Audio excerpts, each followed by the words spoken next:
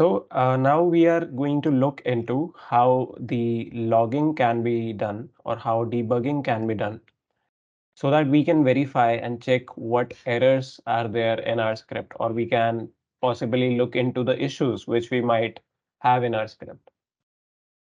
Right now, this is a script which basically depends upon the text files where we have IP address into a certain text file, we have the commands into a certain text file, then we have the outputs going into a particular file. I will move back to my previous files which I have created earlier. Here, this one is a file which basically simply connects with R1, and it is going to create a configuration of interface. So we'll remove this section out of it and we will modify it in a manner so that the script can fetch out show IP interface brief details. Now, when I fetch this information out, I would like to write it into a text file. If it works, then simply write down the output. If it doesn't work, then create the logs of error which we might have received from the router, and depending upon those errors, we will try our further troubleshooting. Now, for making this possible, we need another module called logging, which we will import into our script. We'll say import logging. Now, in order to begin with logging, we have to define some of the things. First of all, we need to define the log file. Secondly, we need to define the level of logging. Third, the format. So let's see how it will be done. After username and password, I can say I want to define logging basic config, in which I need to first of all specify the file name. We can see that is our first requirement.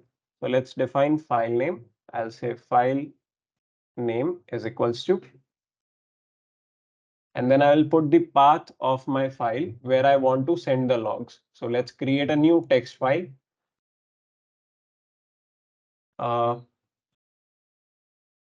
Logging. We'll copy the path here, and we will define it inside the variable file name as a string. After defining file name, I need to define the level of logging. So I can say level is equals to logging.info. Info will bring out the informational logs for me from the execution which we are performing. We can say logging.info there. After that, we will define the format in which we would like to add the logs. So format is equals to string, where we can begin with the time, which is going to be treated as a string. Then I can add another value there. The syntax which I am following here is something specific to this module logging. I can define the level name, which is again going to be a string. So we'll add s after this. And then after colon, I would like to store the message. So I'll call my message, which is going to be a string like this. This is to store my messages to the log file. Device information is already defined. Now we will basically try performing some task. If it works, then good. If it doesn't work, then we will add the information or add the errors to this log file.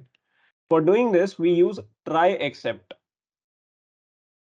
Let's see how that works. We'll define a condition by saying try, where we will say that we first will try to create a connection with the router. We can say with connect handler **, will call my dictionary R1 as SSH. So just like we define SSH is equals to connect handler **R1, just like that, these two statements can also be used for saying that the connection connect handler **R1 will be referred as SSH. Now, whatever we define under this, where there we can use SSH as a defined connection. So I can say that output is equals to SSH dot send command, and I can try sending the command show IP interface brief.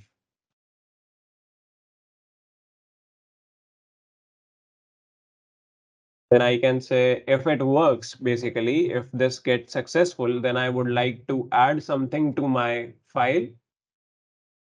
So we'll add some information into my logging file. We have defined the level of this information that it is going to be a info. So we have given dot info there, where we will type down that the output, the output is like this slash n, and I can call my output there, something like this. If this works, then it will basically store the output into my logging file by saying the output is, and then after breaking the line, it will write down the message. Otherwise, what to do, that we will define as an exception. So we'll say except if there is some exception. So we will define exception as another, we can say, value which can be termed as error. For example, exception as error. If some error happens, then what to do, then again change the logging file. This time this is going to be your error, and we can say that what we would like to write inside it is going to be this: an error occurred, and then I can basically concatenate this, or I can call my string of error. So whatever error happens, which I am going to store inside a variable called error, that will be printed into the logging file. Now, in this whole script, there are quite a couple of things which we are observing for very first time, like these signs, right?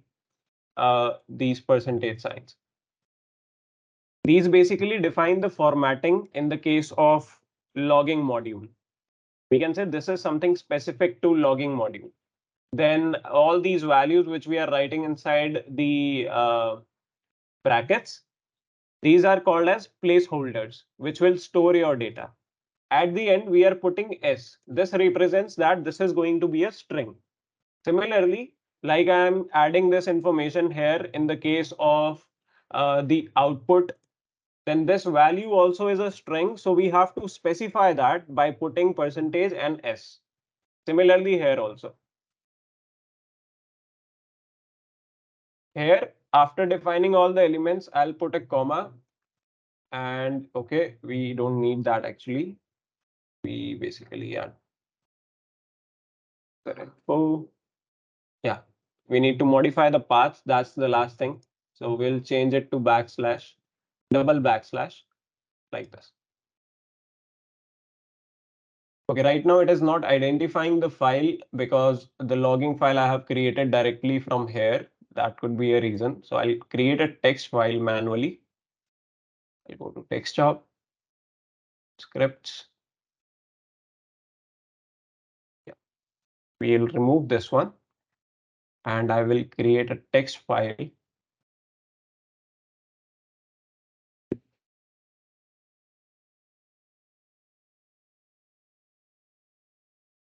Okay, now my file is ready to get executed. Let's see how it works. So enter your username, admin, enter your password, Cisco. And we didn't get any output here, but if I go and check my logging.txt, so we can see there are some logs which are generated. It says connected, then authentication banner, then authentication password successful. The output is this. So along with the informational messages, we are also adding the output. That's how we have defined the script. Now, if I change the severity of my logs, if I change it to debugging, for example, if I get back to my script here, and here instead of info, I type down debug. See, we have got error also as a level. But if I type debug, it will break down each and every task which is happening on my particular script or on my device. So if I go now and I remove this information from here and I run the script again, this time there will be a huge list of logs. We will have to put the username, admin.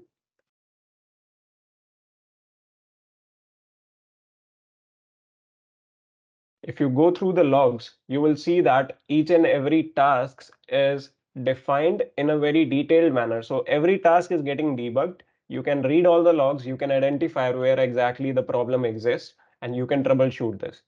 But when we talk about the production environment or the experience, which at least I have observed, then we rarely use these things with networking, because when it comes to network automation, we don't usually have a very huge list of commands, or we don't usually have a very long code. That's why it is rarely used in such scenarios. But yeah, it's a great tool, can be utilized very well to identify the errors and to do the troubleshooting. Here now in the logs, we can see there are some debug level messages. Then there are some informational messages. Similarly, if there will be any error, then we will observe error also into the logs.